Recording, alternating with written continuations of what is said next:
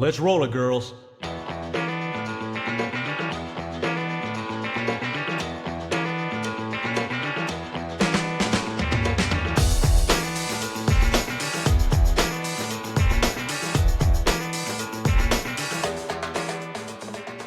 Hey there, welcome to this episode of Elvis and the Pink Cadillacs. We're your rock and ride guides, Victory and Skylar, ready to take you on a pink hue journey through the Elvis's life and music.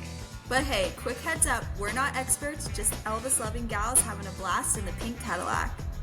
Our info might have a funky beat, but it's all about the fun, not the perfection. Picture us dancing in the back seat, sharing Elvis tales, interviews, and good vibes. Join our sisterhood of fans, share your Elvis stories, and let's roll together. So buckle up, because with Elvis and the Pink Cadillacs, every journey is an adventure.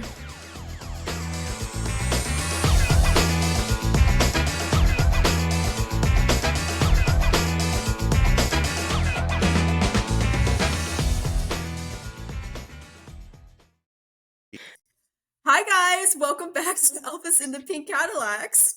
Hello, we're so happy to have someone really special on with us from the beginning. Spencer, how you doing?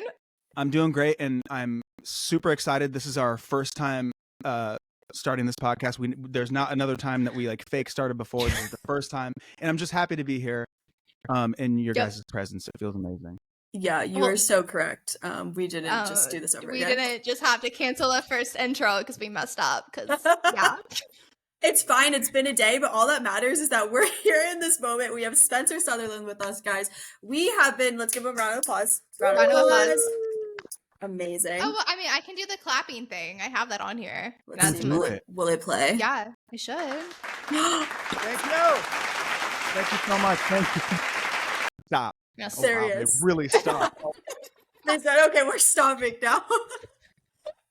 I Wow. love it. Well, welcome, Spencer. Guys, if you don't know who Spencer is, singer-songwriter. He went to Elvis Week this past week. He has an album called His Mania. And there's a deluxe album coming out soon, right, Spencer? Oh, yeah. Coming out in a week from when you listen to this episode. Oh, baby. Yeah. Ooh, that's exciting. It's going to be really cool.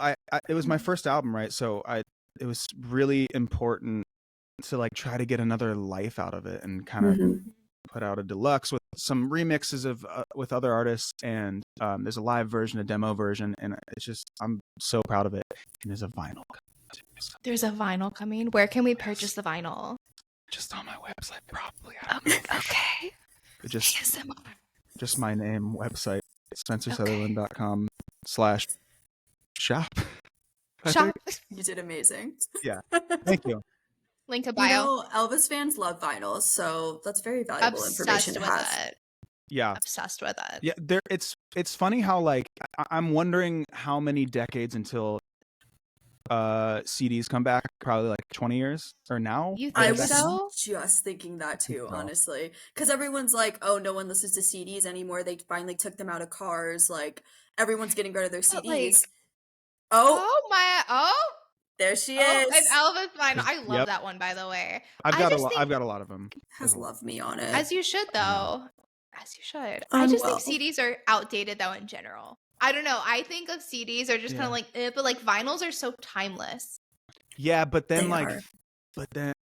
I agree. I guess I agree, but I could just see in 25 years the CDs coming back, and I have I can too. like the black and blue Backstreet Boys CD and like those I get it. the Okay. Aaron Carter CD. Like I have those. That's when going to I be was worth like a kid. $1,000 in 20 years. classics. You better save it.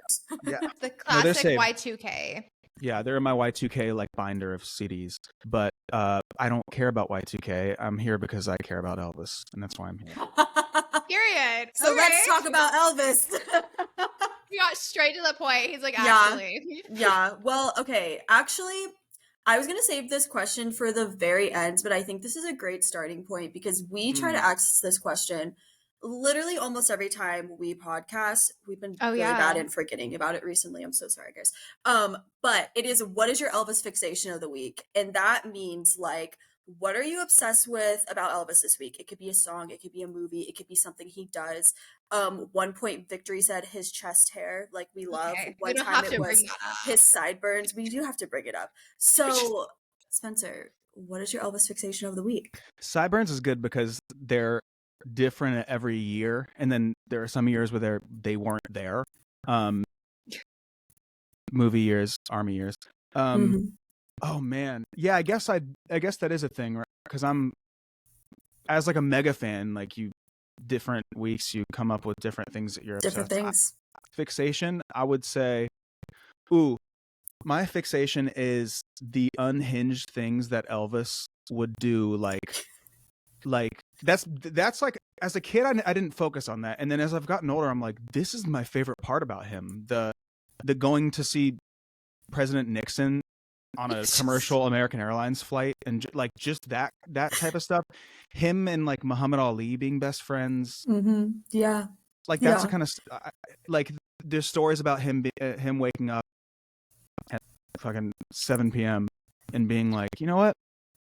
I want this exact sandwich in Denver. So let me go to this is a real story.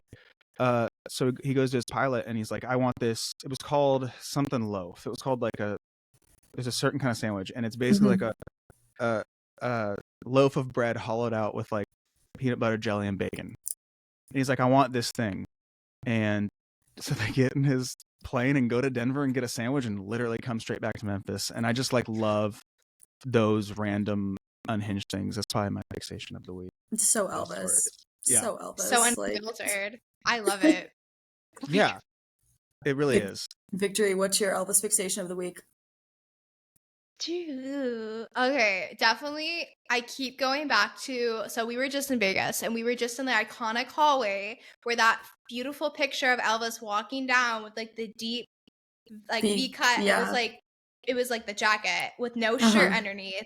I keep going back to like reminiscing. My feet was in the same hallway that he walked in. I breathed the same air. Like that moment was so unreal to me because like I had like made that photo my background, and I was like, there ain't no way I'm like seeing this. And it's so funny because the employees were walking down and they were all like, why is this girl like hyperventilating like in the hallway where they work every day? They're like, who are these people? That's so good. That's a great one. It's also, are you talking about the one where he's in like the blue jacket? Yes. No, not the blue jacket, one, right? That one's like the same jacket, thing though. It's sorry. Like burgundy kind of, I think, like brownish. And there's like he's like smiling at the camera, and there's like a random guy behind him. Yeah. He looks beautiful though. But there is the one in the blue jacket with where he has Priscilla. I don't know if that's the same one you're talking about, but there's another one. No, it's also in the hotel, but he also has no yeah, that's that one. That's fucking there he is. Like there's not like a like that photo is like, yeah, I'm sexy, and I know, like, I know exactly. Oh no, completely. Like he was feeling himself that night. Yeah. Victor, you actually stole mine because I was gonna say the exact same thing. Like just in general, like thinking about like him, the backstage photos of him at Westgate. Like I was like going on Pinterest and trying to find backstage photos of him and like comparing them to photos that we took backstage. And I was like, there's no way. Like I found like a photo of him standing in front of the elevator that like we went in, and I was like, that's the fucking elevator. And then like the water fountain that like we drank out of, there's the water fountains right there in the photo. Like that's what I've been doing all week. Wow. Like, have you been to Westgate, Spencer? I've never been inside of it.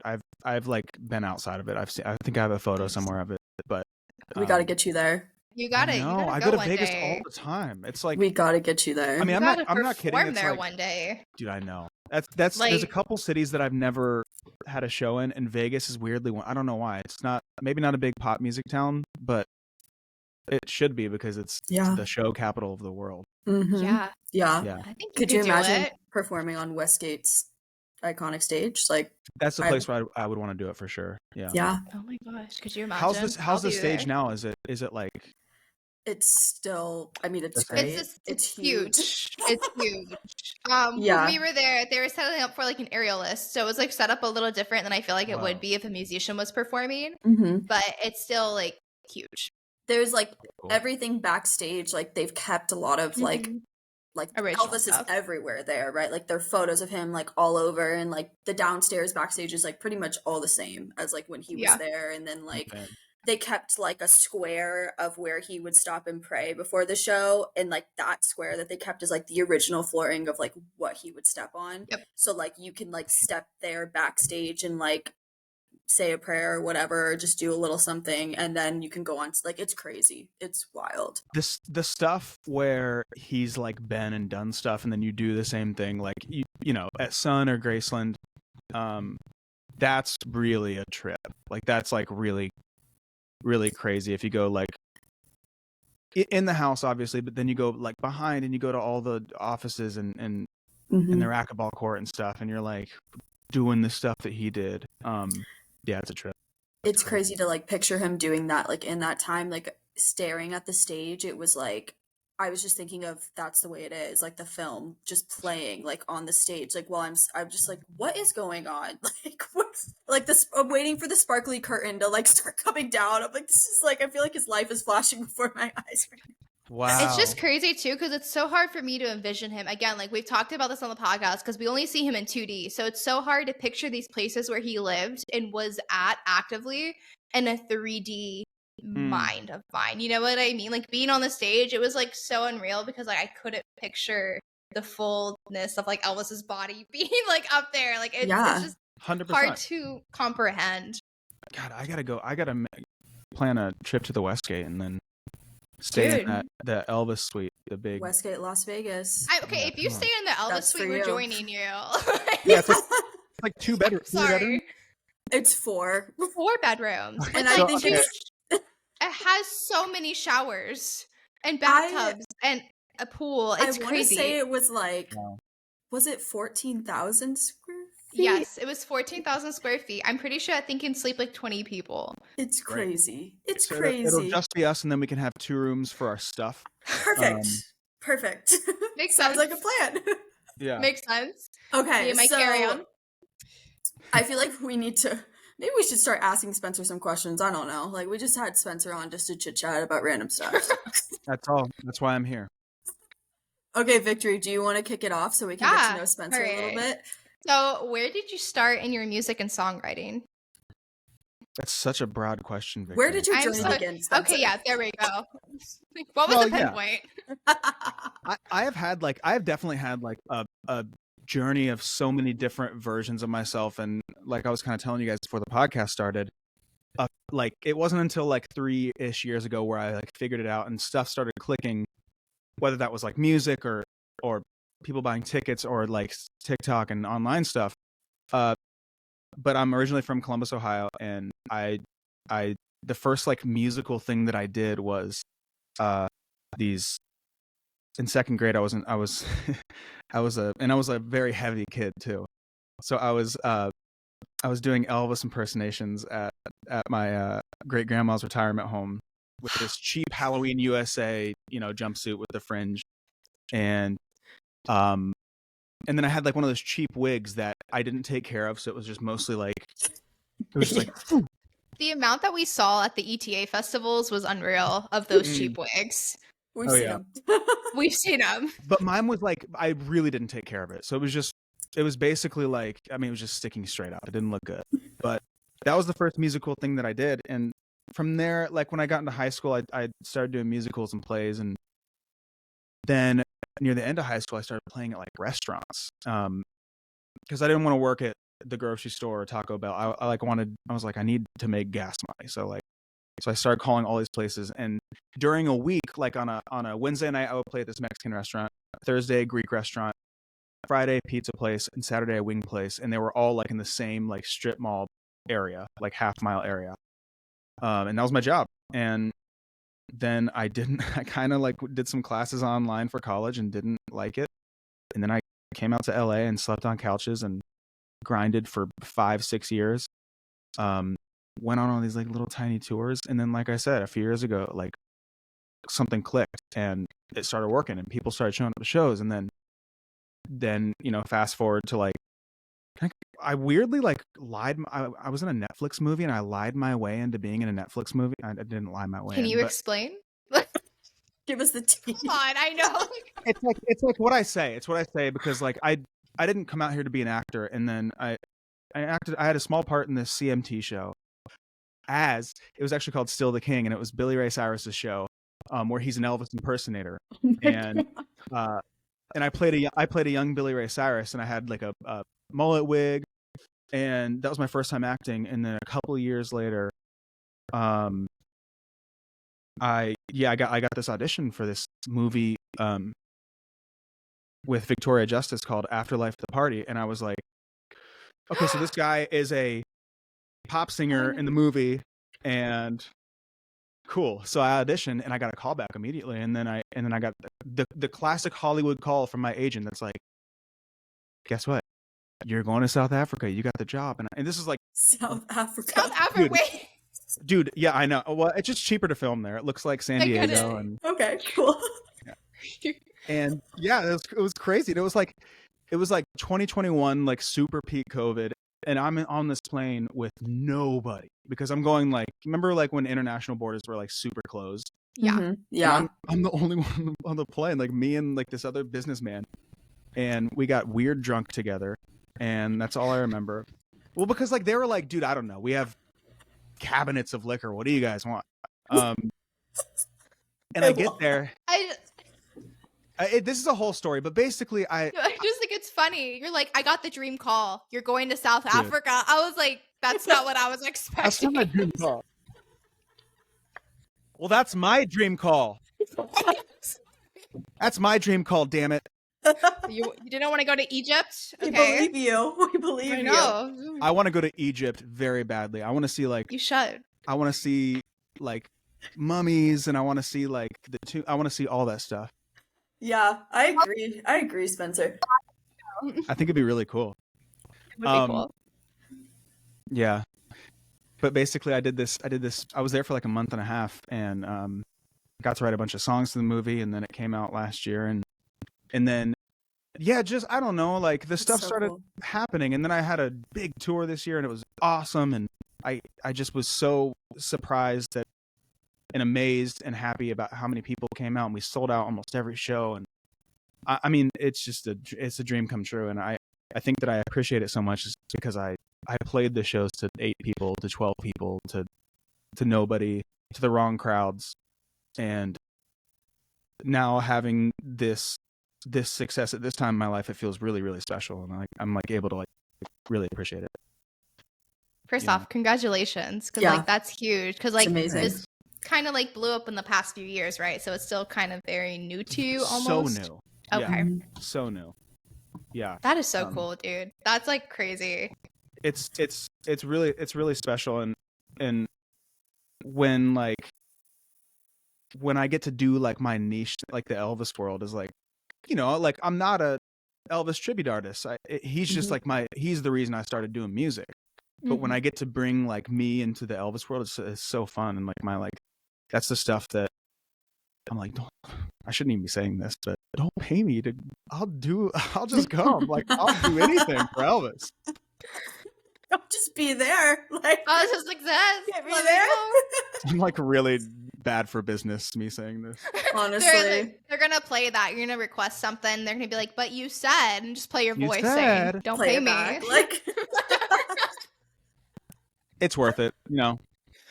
No, I love that. This isn't on like the questions, but have you done a cover anything of Elvis recently? I haven't seen anything. I'm sorry if you have. I've done like a couple on TikTok. Okay. And then like I did this show during Elvis Week, this unplugged show, and I did a couple originals that I did.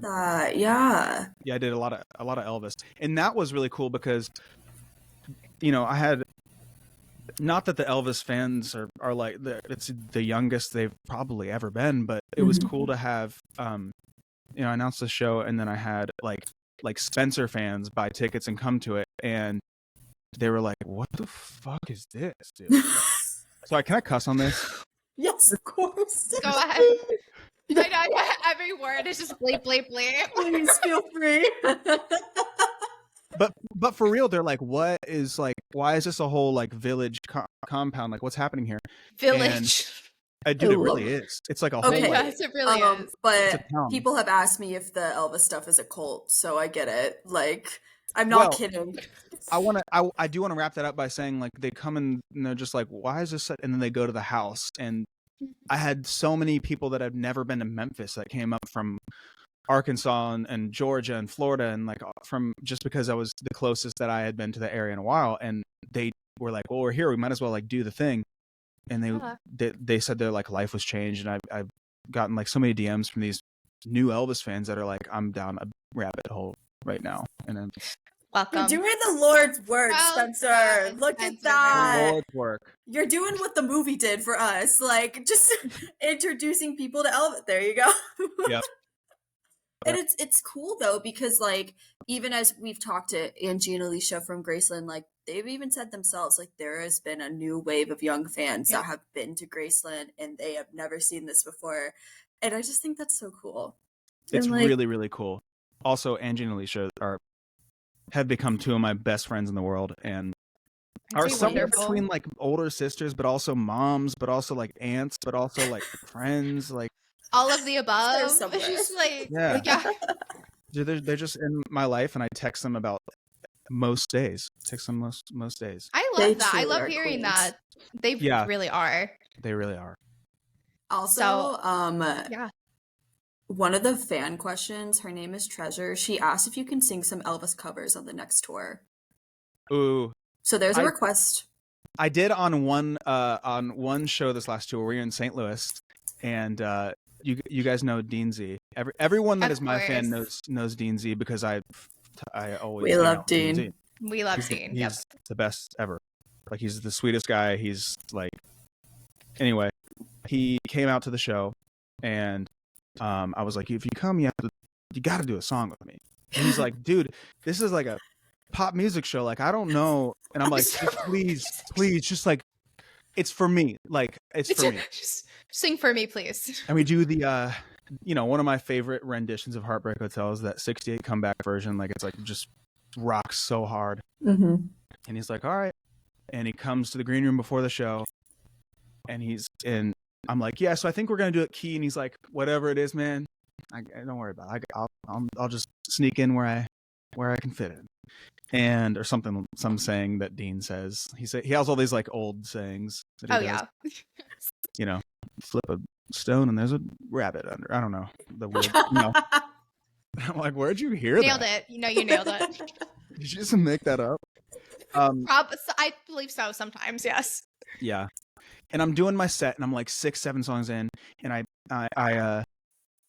there's a lot of the fans will, like, because I like Elvis, they'll wear an Elvis shirt to the show. So there's a girl in the front row with an Elvis shirt on, and it's like a perfect moment for it. And I'm like, oh, Elvis shirt, like, you guys know I love Elvis. And I start screaming, and then I start playing like acoustic, like, well, send my baby, let me, and they start screaming, and then I go, I don't know if I'm like doing this song justice, like, I don't know. And they're like, no. And I'm like, I'm gonna bring out the world's best Elvis tribute artist, Dean Z. And he comes out, and they give him like a pretty big scream, and then he starts singing, and I watched like an entire like 1,200 person audience like melt over something they had never seen before. And I was like, you guys aren't supposed to yell louder for Dean than me. This is my show. No, I'm kidding. I know, I literally have like chills. Like, I just love that so much. I want to, like, was that recorded? I want to see that. We have like a whole, like, we recorded the whole thing because I knew he was like, I think they're just going to think it's okay. And I was like, dude, no, it's like them out of the water. Like, yeah. My God. We actually had the pleasure of seeing Dean perform for the first time very recently, like a couple of weeks ago. Oh my God. Yeah. Like, unwell. Yeah. Like, he freaks out a little bit. It's like, yeah. And he also like, he's also like, like, regardless of his Elvis persona, he's just like a super handsome guy and like in really good shape. So like, it just, you know what I mean? It just kind of like, it just works. It really does. He just works. He just. He's giving Elvis. he's giving Elvis. He's giving. Oh yeah, he's giving it. Yeah. Amazing. Your journey sounds fantastic. South Africa, Elvis impersonator. There's a lot that happened. So when things started picking up for you, what was there an app or anything that helped with that? Sounds like a leading question a little bit. Maybe. Yeah, actually, have you ever heard of TikTok? It's a What's that? I thought it was Musically. Is it not Musically? no, this is Vine. Oh, it's fine. I wish it was Vine. Okay. I love the Vine days. I really do love the Vine days. Me too. Yeah. Yeah, TikTok really, like, I think I fought it when it first was like the thing for musicians to do. Mm-hmm. Beginning of the pandemic, I was like, no, I'm a real artist. I don't need to be on this. And then I kept seeing like, oh, John Legend's on here and Bruno Mars is on here and Adele's on. I was like, okay, so maybe like real artists are on here. So I started kind of doing the trends, the whatever, like the Tiger King or like the Outer Banks voiceovers. Carol Baskin. Like, right at that time, like that was the thing to do on TikTok. And Yeah. then nothing worked for the longest time. And then I tried to sing a little bit. And then one day I sang, you know that song by the Four Non-Blondes? And so I wake in the morning and I still. Oh, yeah. Yeah. And I did that, but I did it like a key too high. So I really had to like sing. So I was going for it. And I had always thought that like as a pop singer, you should sing kind of subdued. Adam Levine, Charlie Puth, like right here. And I like went for it. And then I woke up and I had a couple million views and I was like, and I'd never had that before. And I was like, what? You're like, whoa. Happened? And they were commenting on my voice and like my clothes that I like really liked. And I was like, so I just started leaning further and further and further into it. And it just like really, really like brought everything to the next level as far as like people coming to shows, but also just like people just getting eyeballs on me and singing, and then it's just been like the best tool ever for that, which has been really, really cool. Yeah, it's crazy how much TikTok can like help you grow. Like it is. Oh, completely. Well, it's like an app like no other, where it's not. And Instagram has changed to this, but you're getting in front of people that aren't already your followers. Like you're getting in front of people that, because of obviously the algorithm, and Instagram has changed that with Reels. It's just it's like so great for people who want to be more discovered. It's like the best tool outside of touring, which we couldn't do for a couple of years. So yeah, it was all we could do. I think that's what really, like, it's so sad to say, but I think the pandemic pushed the growth of TikTok. Because we were all so much craving like engagement and like connection with people. And what's so crazy about TikTok is like everyone uses it. Even the eyes that you think won't see your videos end up seeing your videos. Yeah. Even like, if they don't. Important people. 100%. Yeah.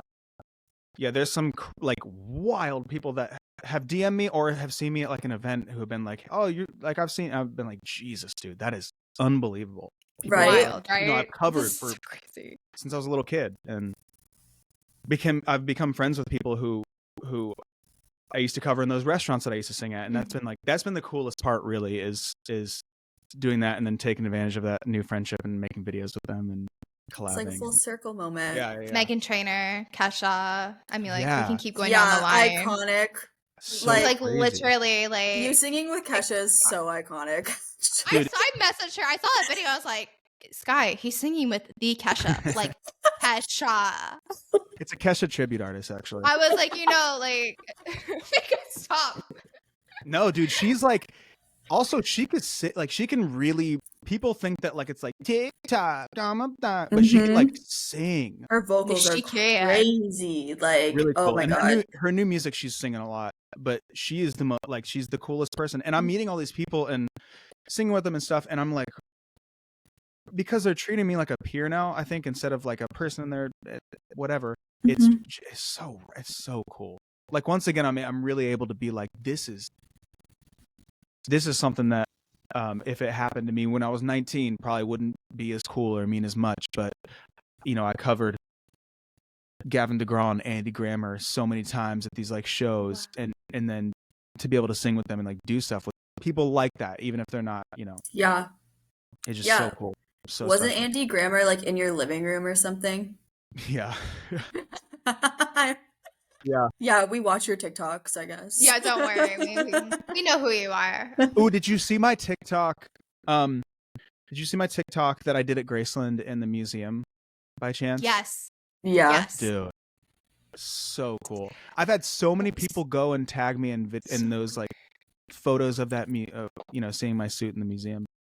For everybody, so this doesn't sound insane, I have a suit in the Elvis Icons Museum. You do, and we were actually going to ask about that, so let's just talk about it right now. How does that feel? No, that's totally fine. No, like, how does that feel to have one of your outfits like in a museum? That's crazy. Very, very wild.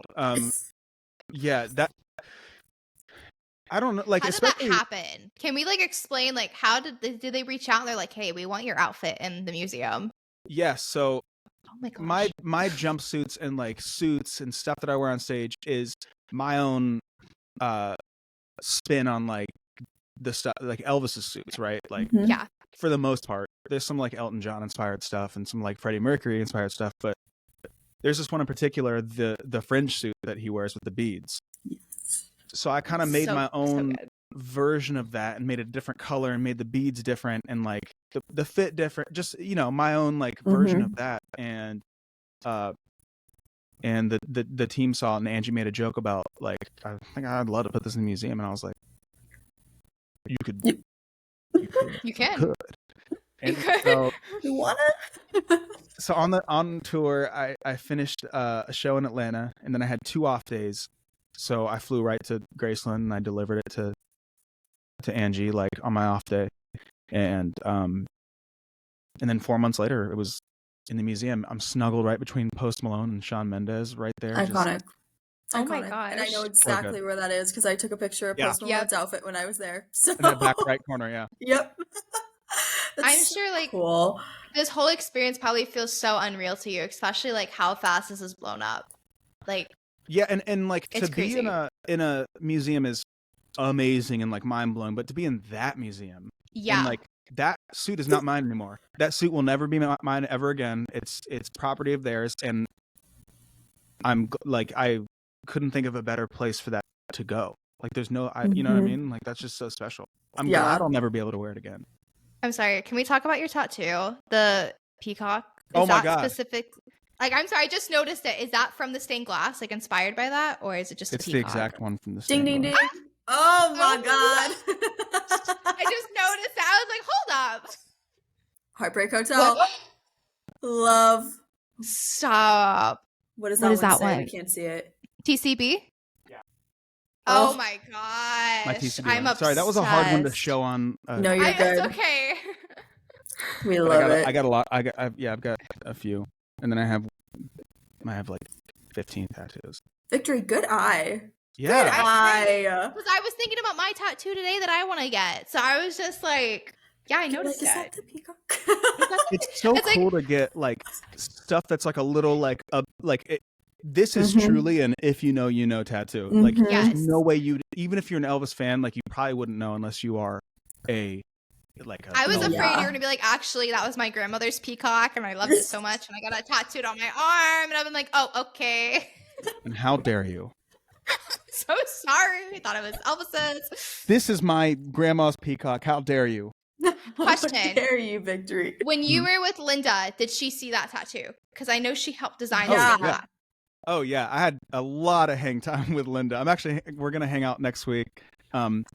I'm gonna go sing at somebody's like as a guest performance at somebody's. I don't know if she doesn't care if I say this, but I'm gonna go sing like a guest spot at somebody's show just for one song. And I was talking to Linda about it, and she's like, "Oh, I want to go. Should I just like buy tickets?" And I was like, "Linda, I think that you're forever with the band." She said, "Can I just buy tickets?" Which is so sweet. We love a supportive queen, though. I mean, like she literally was like, "I'll be there in the audience. Just let me know when and where." Should I buy tickets? I was like, Linda, I think that like, regardless, you're just gonna be with the band no matter what for forever. Whoever you go to see, you're just that's what it is. Can we talk about like what it was like judging the ultimate competition with her? Because like. It was hello. It was so cool. Yeah, we had so many so many conversations that I won't say all of them on here, but because it's cool to have these like these like cool little secret moments. Yeah. That I'll tell you after. Okay. And no, I'm kidding. I won't. It was just so cool. I don't know, that when I first saw her backstage, because I didn't see her. We got picked up at different times from the hotel and driven over. And I saw her backstage, and like, she is gorgeous. Like, just drop dead. Yeah, she just like shines when she walks. This like big smile, and I'm just like, oh my god, it's crazy. Like, an angel. And we were talking a little bit, and I was like about how I just small talk, and I was just like, I think I had like a drink or two, and I was just like, Linda, I have this book, and when I was in second grade, it's this like classic book. I think it's called Unseen Archives. He's on the front, Elvis on the front with his arms crossed, smiling. Publicity shoot from King Creole. And yeah. And there's this photo like deep in the book because it's his whole life, and it's him and Linda. And I was like, Linda, like when I was in second grade, I told my mom that I was going to marry you. Oh. And just so cute. And her response was, well, it's never too late, honey. Oh my God. She is the funniest, like so funny, so like has so much life, and it's just a really cool friendship. Was that your first time meeting her? Was when you judged with her? Yeah, we became friends like instantly. Like, yeah, I feel like I thought that we would. Yeah, but that experience was wild because I'd be sitting there with her like watching someone. Mm-hmm. And she leans over and she's like, "Oh, he's got the Maltese cross on. I picked that out for Elvis in 19." And I was like, "Oh my god!" You're like, "I'm just fine. This is fine." Yeah, that's so sweet. And there was some song, and I forget what it was. He gave me a mountain or something. She was like, every time he would sing this, like he would look, I was always like either side stage or front row, or whatever, in the booth. It was just cool to hear like these little archives and stuff of like, it was very cool. And like getting to like look into the eyes of someone that Elvis like deeply loved too. Like, oh my gosh. Unwell. We are big Linda fans here. We will just Linda. She's so wonderful, Linda. And she's had so many like. She's just been like such a positive like person in the Elvis world. How could you not be? But it's just been so. She's just like an angel. And like that's just so like special. How was it to even see like all of those tribute artists from like around the world? Have you ever have you seen Elvis tribute artists perform before, or was this kind of like first time? This was really, oh man. Sorry, other than your second grade tribute artist, like obviously that's the best one he's seen. I've seen Dean once. Okay. I saw Dean once, and because I've known him for like over a year now. And then I saw one when I was like a little kid, but it wasn't, it wasn't like it was like our small town fireworks show, and there was this one. It just wasn't very good. Yeah. But the guy knew that I was a Elvis fan, so he brought me up on stage with him when I was a little kid. But I hadn't really seen like anybody like that. So watching all these people back to back from, we do these like interviews with them too after the first round, the top 10, and to like see them come in and look nothing like Elvis. Like they have like a buzz cut and like, they looked like they had glasses or like hats on, and like they were talking like this, like they were very from Liverpool, and I was like, this is just insane. But on stage, you're like, I just think of Ben. I know. Ben Thompson is a tribute artist. Yeah, he's bald. I had a lot of hang time with Ben. Ben Thompson. We love Ben. We love Ben. Ben and this guy Pat Dunn. Yes. I know. We know Pat too. Yes, nice Pat guy. Pat is a wild guy. We had a great time with him. It was so fun. He's actually going to be here in November doing Les Mis, maybe it's some play. Iconic. Love. No, sorry, it's Mamma Mia. It's Mamma Mia. Even better. Mamma Mia. That is way better. I'm not gonna lie. Yeah, I agree. I I think he did Les Mis back in the day, but I saw that. Yeah, I think I saw that on his Instagram. He used to. he was the Loves theater Phantom. people. He was the Phantom of the Opera at one point. Yes. Yeah. For many years, like. But we were we were at Elvis Week with like, it was just like a trippy. I was there with my girlfriend Madison and then our best friend Olivia, and we were just like walking around this hotel. We would just see like, well, I knew what I was getting into, and I brought them, and they would just like walk in, and we've all been to that. We did the tree lighting ceremony last year. Yes. So we've been to Graceland, we've done it. But like Elvis Week is different because there's like, you pass an Elvis every 100 feet. And they all look so different. Like, it's just different dimensions. I feel like it's like that Spider-Man movie where they're all together. I know, literally. You're like, yeah. Is it? And then it's like for every Elvis, like a Priscilla will trickle by somewhere near. There's a couple of Priscillas in there. There was like 8-year-old Elvises. There was like 90-year-old Elvises. And I was here. I was here for all of it. I was like, yeah, I love that. Let's go. Yeah, keep this thing Bro. alive, man. This is great. It was so much fun. Everything was like, every show was sold out, and like every event was so cool. Just so many people. Just so many people that week too. We were having FOMO of not being there. Like you have no idea. We were like having a mental breakdown, and we were watching this one girl's story of when the Ultimate was about to win. We were trying to keep up with like who was going to win. It was crazy. Yeah, it was wild. But I feel like we are jumping around so much. Victory's probably like, Skylar, what are you doing? But we keep talking about these things. I'm like, we have questions. It's okay, for keep them, going. so. I'm down. We're just like FaceTiming for everybody listening. We are. That's what everyone says. Yeah, we're just FaceTiming. I didn't even answer your question, but yeah, the judging was great, and it was so difficult in that last when we had to choose the top 3. It was so difficult. But there was this one song that Cody, who won, did, and we like all of us judges looked at each other. We're like, oh my god. I think it was Unchained Melody. We saw his like someone posted his story of his performance of How Great Thou Art, and it was like the end note. It might have been that one actually. Yeah. Yes. Victory and I were screaming. We were like on FaceTime. Yeah. We were like, what the fuck? Like, yeah, dude. It was Elvis. Like it was shocking.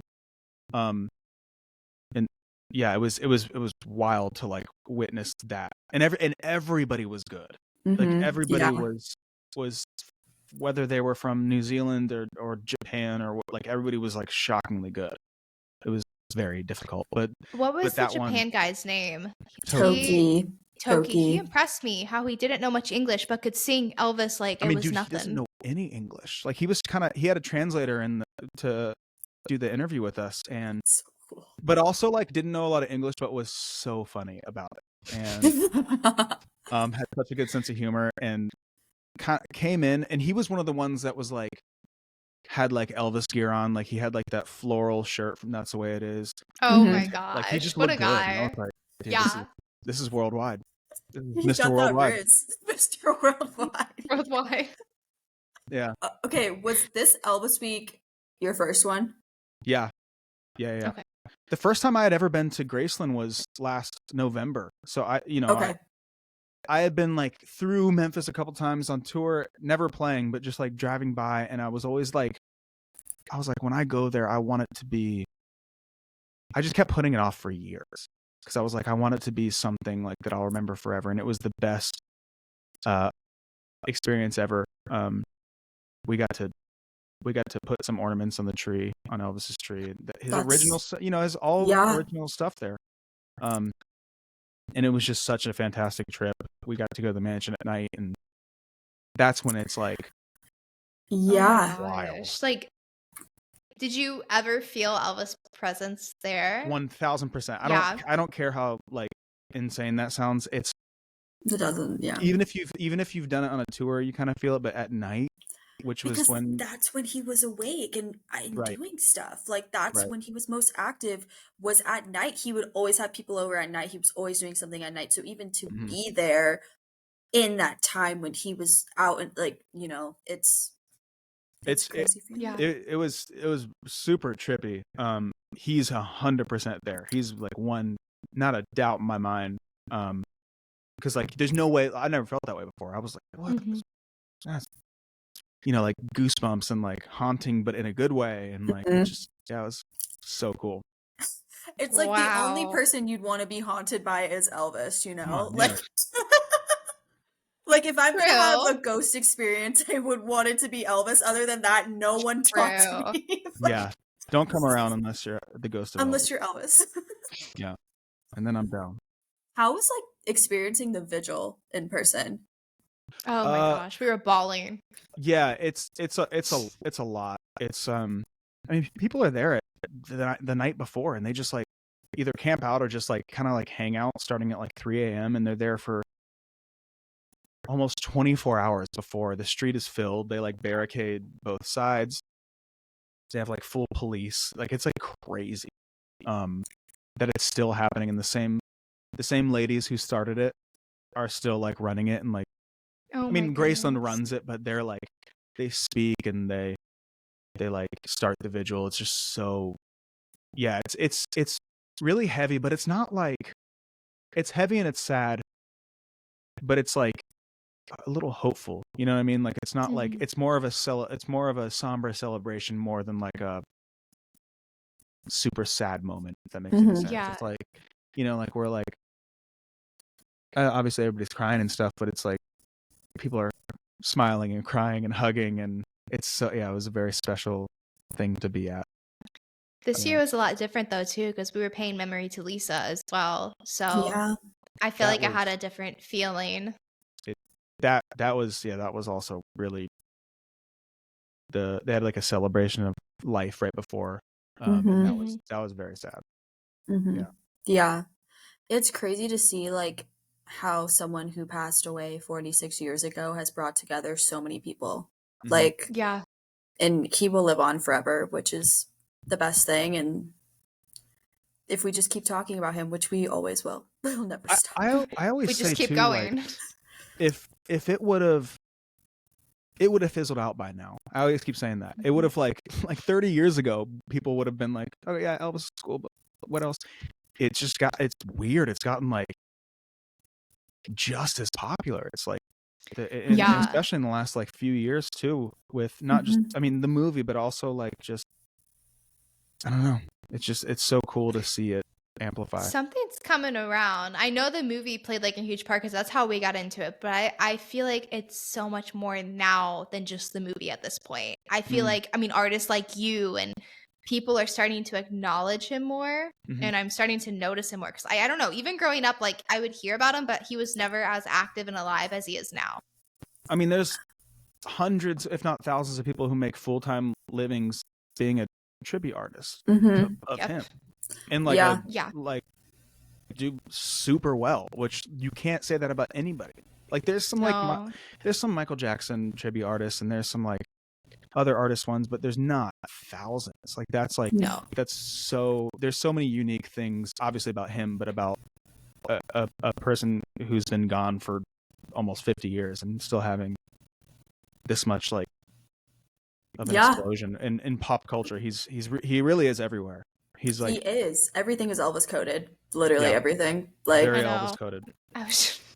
Yesterday I was sitting here like Lana Del Rey songs, and I was like Elvis, like in every song of hers. I was like, holy cow. Everything is Elvis. Yeah. 100%. I want to go back to your outfits real quick because I know I was like, where did we go from the questions? We popped around so much. I'm looking at we them need like, to talk about the outfits because your outfits and fashion is iconic. And like, do you mainly pull from Elvis, or is there other like inspiration there as well? I think it's just mostly from like the 70s in general. Like at least my daily wear. My stage stuff is very highly influenced by Elvis mostly, and then like I said earlier, Elton. And Prince a little bit. I love Prince. Always had like ruffles and ruffles. Like, I love that. I mean, I'm such a Ruffles fan. Not the chip, and also the chip. Damn, you got beef with the chip. Like, yeah. If you got Ruffles, don't you ever talk to me. Can you Not sponsored. I love ruffles. Can you Why do I drop love some them? like It's because they have ridges. Go ahead. I'm sorry. Does it hold the sauce better? Like I'm Maybe. better for dipping? Yeah. No, I was gonna say, can you like drop some of the places you shop? Because like I was think gonna people ask that. genuinely want I to know. The thing that sucks is that it's not from like any like. Is it thrifted? Well, it's a lot of thrifted, but I do want to give a shout out to, and she made the outfit that is in the museum as well. She makes all my touring outfits and all my pants in general, because you can't find any high-waisted men's pants anymore at all. Mm-hmm. And I would try, like I have some like women's pants, but they're like, if they're like my waist size, then they're like way too short. Mm-hmm. So Yeah. I had a hard time. Anna Herman, I think her Instagram is Herman's Eco Fashion. Okay. And she is custom made all of my clothes, all the stuff you see on stage, all the stuff like that I wear in my daily life. I feel like you have to have it custom made though. You have to, especially for the specific style, because they don't make stuff like that anymore, and it's really hard to find thrifted things that are your size specifically. Yeah, like this is a thrifted shirt, but it's a women's shirt, just because it's it just fits better, I think. A lot from her, and you know, like Elvis had all of his stuff custom made. So, and it was cool. Like after going to Graceland in November, I went to that museum and I saw like how he used to sketch his, the designer Bill Ballou used to sketch the outfits, and I was inspired by that. So I came back because I was like, I guess that's a good way to show like what I wanted to look like. So I sketched like a star suit, and then I sketched like the fringe suit and like whatever kind, and they came out like even a little different than I sketched them. I made like a cowboy one, like different styles. And I ended up with I think 16 different suits. So cool. Wow. Yeah. That's the way to go. And I mean, that really is the way to go. It also like gives people in different cities like their own vibe and their own look. Like he wore the pink pinstripes in Dallas, or like whatever it is. I really did. This is exactly like how people, because like I have to take it to Harry real quick, because this is how people know what, like they'll say like, oh, like Denver was like the red pants and the blue pinstripe shirt, or like the pink sparkly, like that is exactly how fans will be like, oh yeah, I went to this show because he was wearing this that night. That outfit. Which I think it's cool to have like one thing for the whole tour. I do think that's cool. But like I could never with how much I sweat. I mean, I know they have like 5 versions of it, but that's just a lot of dry cleaning. That's a lot. And I got one of these big, like it's almost 8 feet tall cases that like opens up, and it's like a real wardrobe case with like so cool. That's stuff. so wicked. And then I have like drawers that I have like my shoes in, and my like, you know, like my neckties, and then I put my jewelry in there. So like I would just like at every show that would be wheeled in, I would go in my green room and just. Oh my God. What do I want to wear tonight? It reminds me of that Hannah Montana closet. I was going to say, it's a Hannah Montana moment. Like literally. Yeah, it is. We'll get you to like a fashion week or something, Spencer. Something. I know. Hannah Montana is my biggest inspo. So. Period, King. I see. You know? Yeah. So you designed everything. Or like gave the idea. Gave the idea basically, and someone else put it together. And then what after that? You get the out front. Whoa. Hottest styles. Every color. It can be kind of fun. It's really you would no one ever discover. Thank you for taking me back to my childhood. It's so funny doing a remote podcast and singing together, because it's never on time, which is the funniest part. No, it's I was waiting for Skylar to catch up. Well, I kind of forgot the lyrics for this. But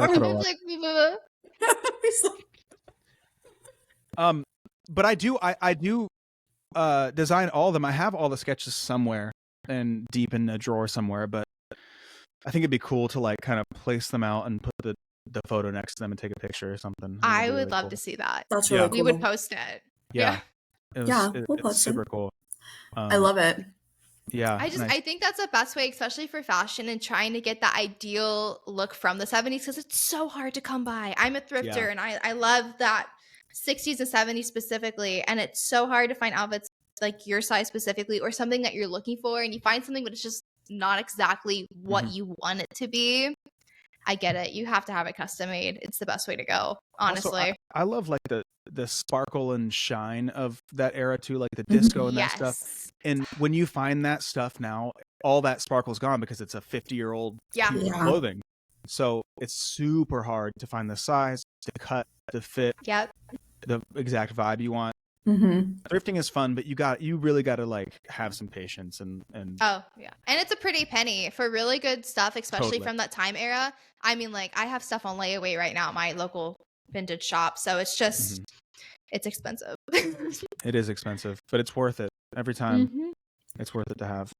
Well, thank you for sharing your outfit secrets with us, because I know people definitely wanted to know. I mean, we wanted to know, let's be honest, but yeah, you ever gonna like start a Poshmark where you sell your stuff?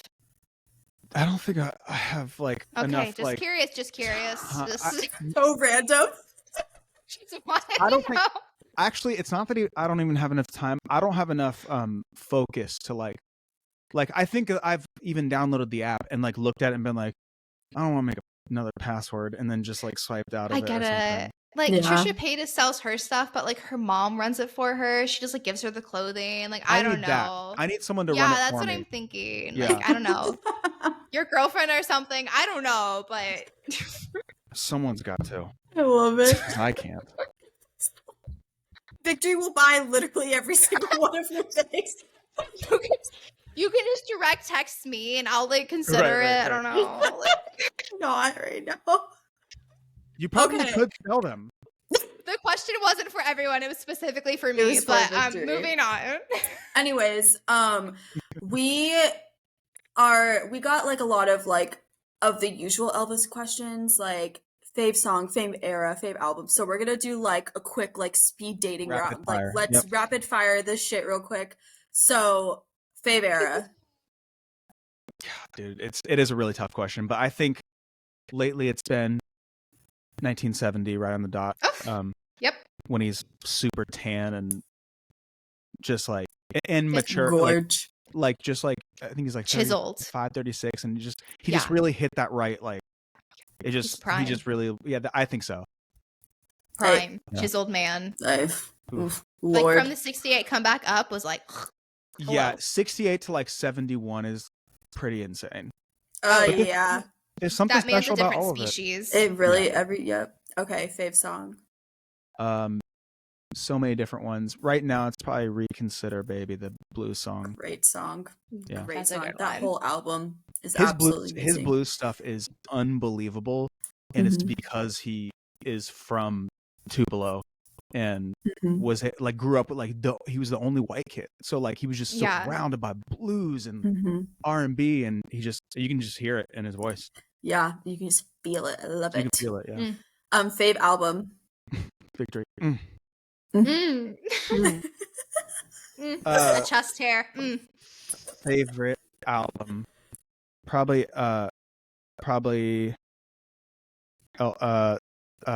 Elvis, the Memphis, back in Memphis. Yeah. Power of My Love. What's the one? I had to leave town. Wearing That Love Done Look. Oh yeah, yes. Elvis in Memphis it's gotta be my favorite. Yeah, it's like once again 1969, like it came out and it was just like it was just like it hits different. It hits different. It hits different for sure. It does. It does. Oof. Favorite jumpsuit. Do you have a favorite one? Yeah, probably the Fringe. Probably the one that I had one based on. But yeah, I love them all. It's funny because like there's like that. I want to call it like the baby fringe one, and then there's the really long fringe one where he was just like he hated it on stage because it would get so tangled. It just feels so. I think he barely wore that because he was like, I can't even. Yeah, I can't even fucking move. Like it's like literally like that shit was long. I just think of when Dean was wearing his fringe suit, and I was watching him perform. It was the concert before I saw before you were with me in June. Oh yes, I forgot. And he was wearing the fringe.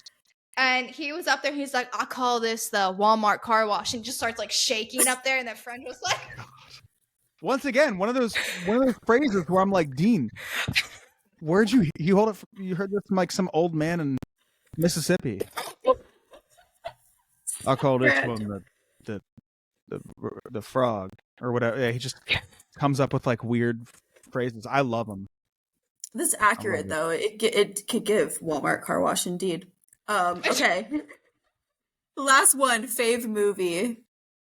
I think the best movie is King Creole. My favorite, I think everybody's favorite is the one that they saw first, probably.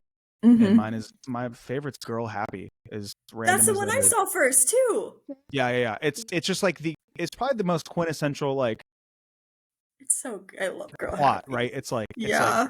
Oh, he's just like also a singer, and then there's like cars and boats and cute girls, and it's just like this album is really good too. Like really good. Yeah, no skips on that one for me. It's a great album. Yeah, it's just so like 1964 or whatever. I think it's 64. Yeah, it's just so like solid. There. Yeah.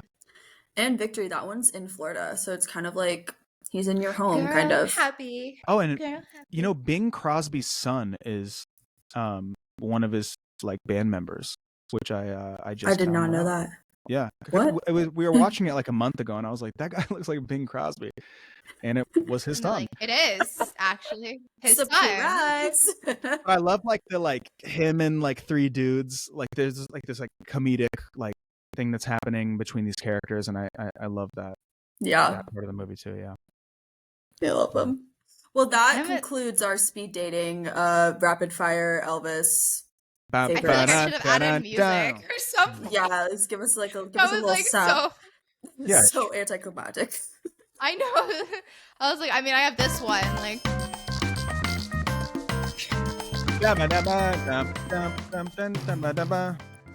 What is that? Okay, how'd you find Nova. That was Bossa Nova. But like, it. Okay, so that's like a royalty free. Backstory. We bought that originally to be our intro song, and it just was not giving Bossa Nova or even Elvis or even our vibe. So that's why we have a little less tropical. Tropical Wii music, like specifically Wii though. That was Wii golfing for sure. Yeah.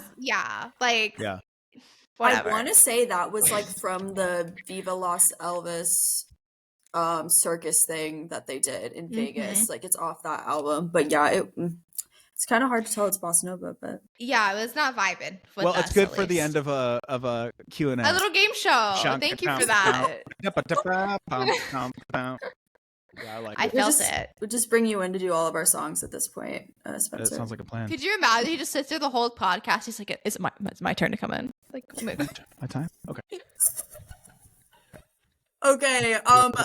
Finally, we're getting to fan questions, and I promise we will let you. Dude, I gotta be honest. I'm having a great time. Are you really? Yeah, it's really fun. It's really fun to talk to you guys, and I think that everybody's gonna have a great time listening to this because I think they will too. We're the best. Truly. Thank you. And that's on period. All right. So, what is your favorite Elvis song to perform? That was asked by Emily. I've really only performed Heartbreak Hotel. Oh no, sorry, I did it at Elvis Week. I really like singing One Night. That was really, really fun. Great song. Stop. Great song. One Night with You, like that deep like, oh my gosh. Just growl. Just I understand. Growling. His blues stuff, like I said, it is my favorite. Yeah. He sounds like he wants to devour the girl that he's singing about, basically. Yeah. I love it. Go off. Yeah. I won't stop him. I don't think it stopped anybody. I think everybody wanted to be devoured by Elvis. Still Still do. Still do. Victory. All right. What? Yes. Why are you blushing? I can't get over it. I'm like, okay, keep going. I was waiting for you to start it. I was like, he might sing it, but never mind. Okay. Next episode we'll do a whole performance one. Okay, I was just waiting. I was giving you the moment. Fine, moving on. We can cut that out. Okay, where did you get your start at bell bottoms? Did we already ask that one from Giselle? It's from it's from Anna Herman. Okay. The designer that I was talking about. Yeah, okay. She has these. She lives in Montana, and she has these wild like fabric stores that we don't have in LA or even like where in Florida. Or you're from Arizona, right? Yeah. Yeah, I mean, you might have some actually really cool stuff there. But just like fabric stores, like she's just like, you know, I think she's older and she like lived in the 70s, so she knows what the stuff actually looked like instead of being 70s-esque stuff. So, that was like a fabric that she found at some store in Butte, Montana, Butte. Crazy. Giselle, if you live in Montana. Yeah. I know. Hit her up.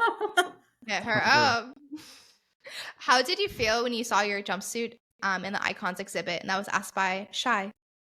What was actually, because we kind of already asked you this, what was like your when you saw it for the first time? Yeah. Like, what was like the feeling? Like, I mean, it's exactly what you think it is. You know, it's like,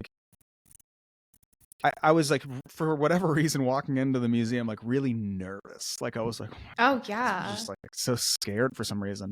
And then I just couldn't stop smiling. Like I didn't cry or anything. I just like could not stop like just reveling in it. And I went back to see it during Elvis week almost every day, just to like be like, there it is. People were like walking around and they would like look at Post Malone and then look at the suit, and there's a big banner of me like. Performing. And you were just standing by it like, and they just go like, and they have and they don't even know who I am, and they're like, hey, can I have a picture? And I'm like, they're like, are you important? Are you important? Can I get a photo with you? So good. Yeah, I mean, it was amazing every time. Like when I go back there, which will be shortly again, I'll go see it every day again too. It's my favorite thing to. It's amazing. Elvis's birthday week, right? It's when you're gonna go back. Before that. Yep. Oh. Yeah. Period. Okay. Yeah. I see. So, any potential plans for another tour coming soon? Asked by Sammy. Yeah, we're working on a couple different cool things. I have to finish this record first, and then got it. I'll go on the road. Everybody that has seen me on the road before, like it's my favorite time of my life to be on tour, and the shows are the best and meeting people are the best, but also just like being in, you wake up in like Lubbock, Texas or something, and you like look around, you're like, what gym am I going to work out at, or like what coffee place am I going to? I don't know, like we just have to figure it out. And it's so you just wake up on the bus and rip your curtain back and be like, huh. That's so much better than flying. I won't like. That's so much better than flying. So you have like a tour bus, like a big bus. Oh my gosh. Yeah, we all have our all of our bunks and the bathrooms in the back, and then in the front we have like a lounge with these couches and like TV and Xbox, and we have the only thing we don't have is a stove, but we have like a microwave and a fridge. It's just like a full like lounge kitchen, you know. That's so sweet vibe, which is so cool. It is really cool. It's cool to be at shows too that you have friends, and like we have a bunch of friends in Austin, and we like had like a bus party after the show. Oh, I love that. How fun. It was so fun, you know. And it's just fun to be like chilling while we're driving. If you come back to Florida, or you come back to Arizona, you know, guess maybe we'll come or something. Damn, I don't know. I didn't come to Florida in this last tour, but I did come to Phoenix. You went to Phoenix? Yeah, that show was wild. Was it during the summer? Did you make the mistake of coming during the summer? It was April and it was hot. Okay.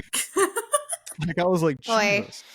Anytime like an artist like comes in like June, July, or August, I'm like, my guy, what are you doing? And if it's an outside venue, I'm like, what are you doing? Well, dude, you the wouldn't be inside indoors. ones get just as bad because there's 1,000 people crammed, and then you just walk on stage, and you know, I wore that suit that I have in the museum in Phoenix. Oh, you did? Yeah, in Arizona. There's your suit, Sky. They had to get that thing dry cleaned before they put that in there.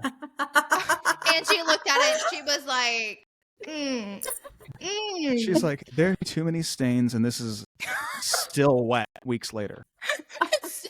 It's drenched. You're like, here you go. It's bad, dude. It's like when I come off stage, I did this thing on this tour where I come off stage and I go to the green room before the encore and I take off that top or that, vest or whatever. And then I put on this like thing that a fan made me at the first show in San Francisco that says like the name of my album on the back. It was like a knitted vest. And it was like cool to go on stage with that. But like I had like a minute and 30 seconds to get the jumpsuit top off, and my like tour manager and photographer, I would just go like this and they would like shit, like just, it was like glued to my body. Like they're like, it was bad. Hey, it's giving Elvis though. Like, It really is. I did ruin the suits every show and it was great.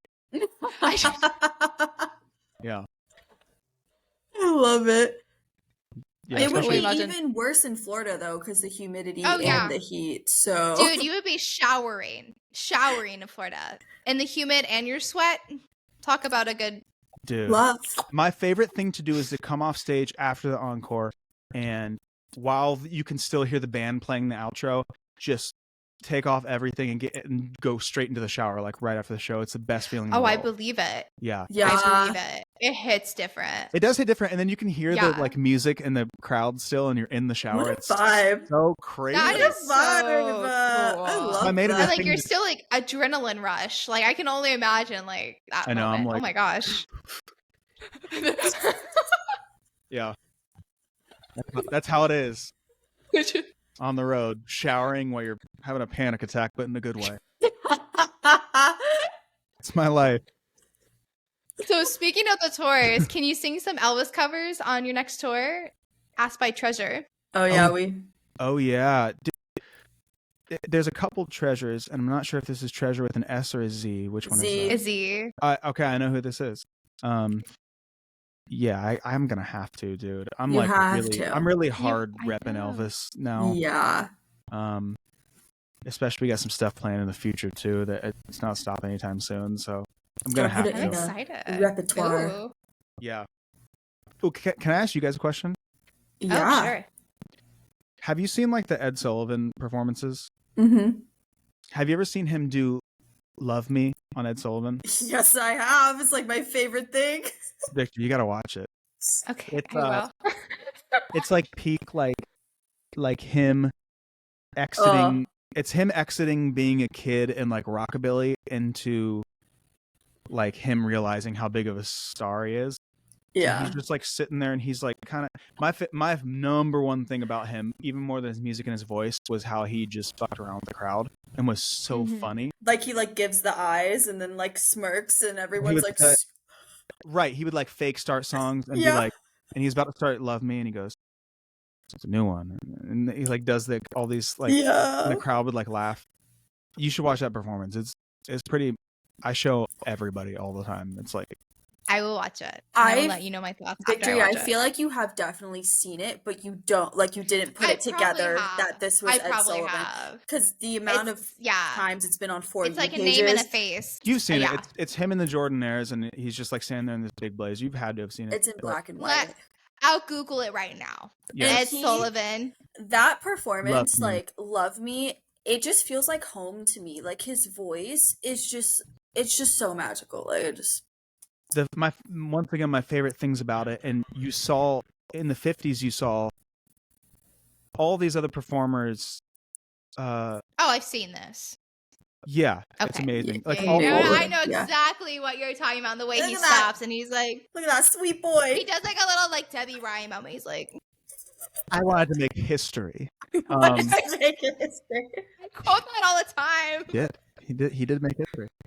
He does like there's like all these artists that kind of just like stood there and like, because proper performing in the 40s or whatever, in the early 50s, like Frank Sinatra would stand there and kind of sing to the camera, and all these artists would do this thing, and he would like he would do all these like almost like, I mean, he got in trouble because they were like sexual, they were sexual sounds, like they were like those things he would do, like he literally got warnings because of like his like breathing and like I'll be like there's like so nobody was doing that. And once again, he learned that from like watching these like blues artists, and like in the movie, like when he's literally looking through that peephole and he sees Arthur Crudup, yeah. Who's Gary Clark Jr. Shout out Gary Clark Jr. Do you know who that is? No, I actually don't. Check it out after. He's a giant blues artist now. Okay. He's very popular. He's from Austin, Texas, but he's just one of the best guitar players in the world and great singer. But he plays Arthur Big Boy Crudup in that movie. And where am I going with this? Just like he just learned those like little like things and like hiccups and like yeah. He wasn't as well. He was like super imperfect, but perfectly. Like all these like it was like not very polished, but it was polished enough. But it was like a little like, Yeah. It's so good. Did you like when you saw the movie? Because we were actually supposed to ask you this earlier and we didn't. But when you saw the movie, did you like think like, oh my God, there's something big's gonna come out of this? Like, did the movie affect you at all? I mean, yeah, like I loved it. I had to watch it a couple times before I like fell in love with it, because I think the first time I saw it, it was just, I know this story from start to finish since I was in first grade. So I obviously picked out the parts where I was like, that didn't happen. Yeah. Like it happened. But then after watching it again, I was like, how else would you encapsulate 4 years? Like, he didn't sing Trouble at that but it's the perfect song for that part of the movie, and to like kind of like sum up that whole idea. It like as I watched it more, I would watch it with a lot of people. I'd be like, hey, you want to come over and like watch Elvis if you haven't seen it yet? So I watched it like probably 5 times, and I loved it more. Like I'll love it more every time I see it now even. But it was just cool to see, like, I think it was more for people like you guys who knew who Elvis knew who Elvis was and and is. But like didn't know everything about him, and weren't in love with him yet. And that movie for me, it was like, it wasn't really for me. It was, but it wasn't. It was for like people that needed to fall in love with Elvis, and I think it did that. It did the job on a big level. Yeah, I just talked around so many circles. Ever met Austin or Baz? I don't know. Never met Baz. I've met Austin before. Long time ago. Good for you. Was when we used to go to this yogurt land. Do you know what a yogurt land is? Yeah. Yes. Yeah. I don't know if it's just West Coast or something. Yeah.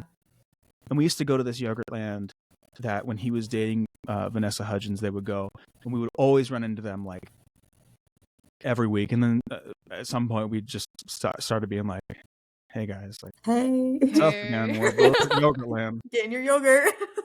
But he's very, very, very kind. And honestly, like, kind of talk like this a little bit even back then.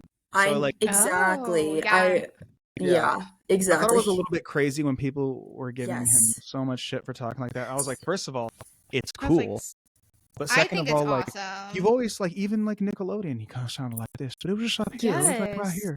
He's always had a deep voice. I don't know why people were freaking out. I'm like, y'all have never seen some of his other stuff, because the man always y'all talks need to calm like down. that. Yeah, he did. We gotta calm down. And that's on period. Well, but he was very nice. That's actually an interesting perspective on the movie, because I feel like everyone we talk to is like, I love the movie, and like, but a lot of people we talk to about it are fans because of the movie. So to speak with someone that was a fan before the movie, I like that. And it is funny now, because of course, like, we know what happened now. Like you were saying, I did love it, by the way. I really did love it, and it was casted perfectly, and everything was perfect about it. I have really no complaints, other than I would rather it be a little longer. Oh my gosh, Baz needs to release a 4-hour version. 4-hour version. He's just teasing us, I think. We're getting the unreleased other, like, that's the way it is in Elvis on tour footage, though. So I'm thankful and grateful. I'm excited. Thank you, Baz. Like, he's gone. So like, there's nothing new. So like, all the stuff that they do have, and there is stuff, it needs to be properly placed out, because if they just gave everything now, there's nothing left. Exactly. Which is really hard because you want to see everything right now, but yeah. Hopefully we'll see it in our lifetime. I think we will, though. I think we will. Hopefully. Okay. So what was the first Elvis song you ever listened to? Asked by Let Our Love Survive. This was the first time that this is why I fell in love with Elvis, but I was at my kitchen table in second grade once again doing my times tables, and my dad had one of those like 5 CD changers that just he's playing Green Day and something else, and then I just hear ding ding, want to party at the county jail, and I remember being like, what's that? I get up and I kind of walk over and I pick up the CD cover, and I just hear this guy just growling while he's singing, because Jailhouse Rock is not pretty at all. It's just fucking balls to the wall, just yelling. And I see this gorgeous man with this big collar, and he's in this red coat, and he's turned side profile, and I was like, this is so cool. This is the coolest thing I've ever seen. Dude. And then I've just been like that ever since. I've just been obsessed ever since. Yeah. I love that so much. It's that Elvis magic. It is. And then I wanted to be a singer, and then started by doing those Elvis impersonations at the nursing home. I want to see photos of that if you have any. We definitely want to see the wig. We definitely do. And then one time I tried to not have the wig and use that Halloween black hairspray. Oh no! But I touched my hair once and it made I look like a coal miner. Yeah. It's so bad. It's so I look bad. Like a chimney He's gonna die of black at that point. From Mary Poppins. I really did. Who's that really dirty kid? Why is he singing to us? He's like, oh, they let him in off the streets. Cute. And I had light tan suede shoes that I spray painted blue, and because it was my gosh. Yeah, I did all that. You were committed. You were literally. I'm just doing it at a different level now. Yeah, you are. Character integrity. Yeah, you are. We love that. We love character integrity. Yeah. All right. So this question is very, very, very important. It was asked by someone very, very, very important. Very important. Very important. What is your favorite thing about Graceland? Can you guess who asked that? Is it Angie? Yeah. Yes. My favorite thing about Graceland, other than Angie, is I've actually never been there without her, and I don't ever want to be there without her. I think my favorite thing about, I would have to narrow it down to my favorite room, which is also hard, dude. I think about myself. I was like, if I lived here, where would I hang out? Yeah. Because the living room is the prettiest, right? Yeah. And the jungle room is man, this is the most iconic. But then I think the one that I would be in the most is that TV room downstairs. I love that he had a little bar back there. I love in the jungle room, the ashtrays, they're just straight up from the 70s, the stick ashtrays. I love everything about it. There's Gladys's room. There's even the staircase down to the billiards room, and the TV room is just so the cool. shot, the green. Yes. Oh my god, it's so gorgeous. I want to put style. It's literally perfect. I want to put shag carpet on my roof as well. As you should. You should. No, you should. Seriously.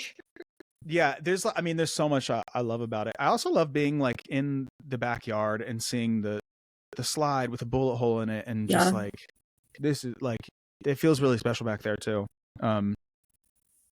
I'm literally I love that thought process. Where would you hang out? I haven't been yet, so I haven't been able to think about that, but I love that perspective. I would probably be in the TV room and the jungle room the most. But the billiards room is where I'm thinking if I lived there now, I would film all my TikToks in the billiards room, because it's so dude, wait till you see this, Victory.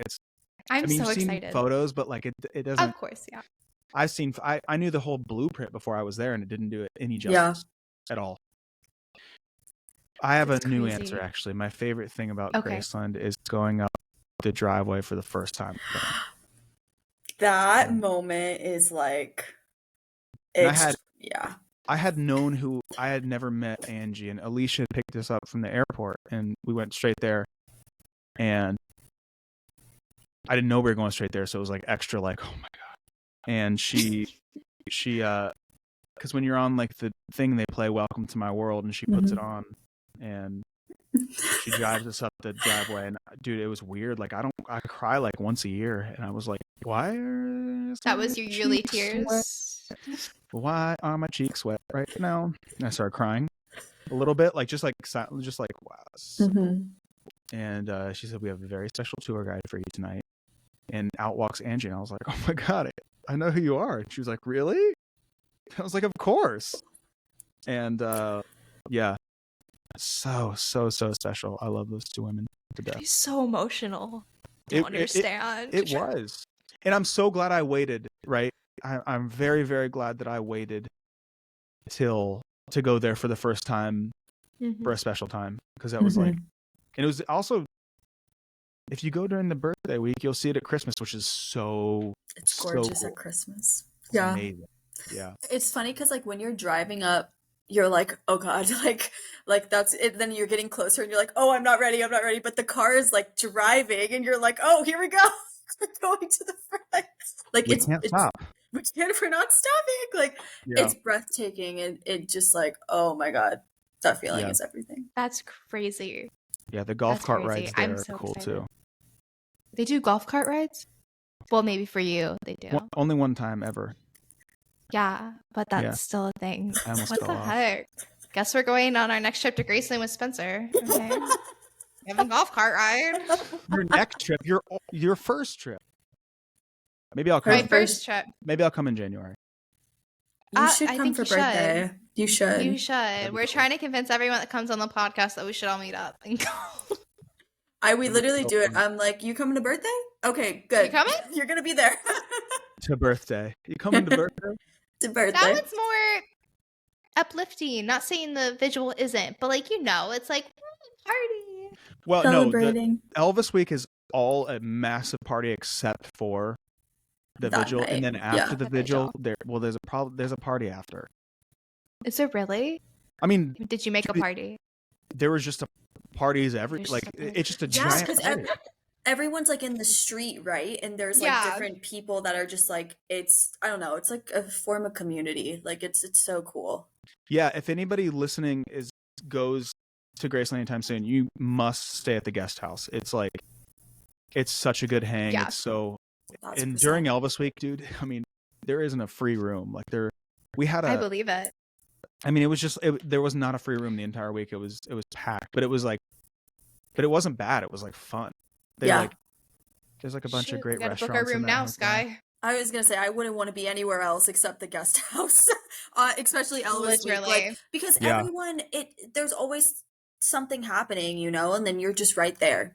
You're right there. So I mean, I'm not kidding. There is something happening from like 7 a.m. till 3 a.m. Like there's a lobby singer even after the after party. Like there's like, oh my gosh, yeah, doing Elvis songs. Like it's like they don't let you get away for 10 minutes. I mean, you wake up and like I went down to get coffee and there was this guy playing like Return to Sender acoustic, and I was like, it's 9 a.m. and this is great. When we were in Arizona, you reminded me, when we were in Arizona, the hotel had a happy hour and they had someone in there. I don't know if he was hired by the hotel. Sky, you remember this guy? Yeah, I do. Playing Elvis. Yeah. He was, but it was funny because he was playing Elvis to a bunch of Elvis tribute artists. Like it was just like so random. Right. Yeah, it was a good time. You're just surrounded by it for life. Yeah, you literally wouldn't want it any other way. Let's be honest. No. Yeah. Period. Yeah. No, we were even there. Crackers. We were even there, and I sang a national anthem at like a baseball game while I was there, like their minor league baseball team. So we like for one afternoon, we went down to downtown. We had like a day downtown, and we were like, we should probably get back for the show tonight, though, right? It was like one day away, and we couldn't stay away. That was so funny. I love it. Well, Spencer, that is all we had for you. Thank you so much. I know. Like Thank you. No, This is a lot of thank fun. you. This was wonderful. And No. Thank you. Oh, you're welcome. thank you. No, I wanted you to keep it going. You're welcome. Thank you. No, I knew you wanted to keep it going. I feel like we've asked you like 1,001 questions today. So, Oh, seriously. I had a Segregated great you. time in this 2-part episode. It seemed. Spencer, can you plug yourself first before you leave? Like, Just look me up. Look up my name. I'm Spencer Sutherland. In the world, in the wild, in the flesh. How do you spell Perfect. that? Can we just make sure? Yeah, it's not Southerland like some people think it is. I'm not a country singer. It's Sutherland. Spencer. It's spelled like you think it is. Spencer. No, it's Spencer Music on Instagram and TikTok, and if you Google me, you can find me. Just look for a guy. He's popular. He's important. I don't know about that, but. and when does your deluxe album come out again? October 19th. So it will be. That's coming out soon. Very, very soon. We have some remixes on there. We have a live version from the Los Angeles show that's on there. That's very, very cool. And yeah, just we got some more cool things coming by the end of the year too. So I'm excited. Cadillacs on October 19th. Y'all best be listening to that because we better will. be. Tag them. Yeah. Tag them, share it, post it. Yeah, well, let's end this thing. Why don't we end this thing? I know. It's been a while. Dude, I feel like I've lived 3 lives today, literally. I don't know where I am right now. Like, I really have. Okay, Cadillacs, thanks for listening. Spencer, thank you for coming on. And as always, TCB. And TLC. Bye, guys. Bye.